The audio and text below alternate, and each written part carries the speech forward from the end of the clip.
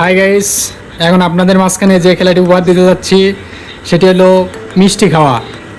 20 second সময় থাকবে। 20 সেকেন্ডের মধ্যে কে কয়টি মিষ্টি খাইতে পারে এটা হলো তাদের চ্যালেঞ্জ।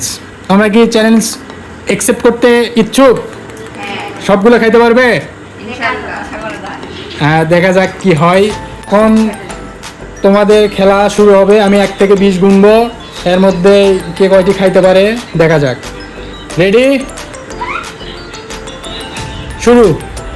1 2 3 4 5 6 7 8 9 10 11 12 13 14 15 16 17 18 19 20। সময় শেষ, সময় শেষ।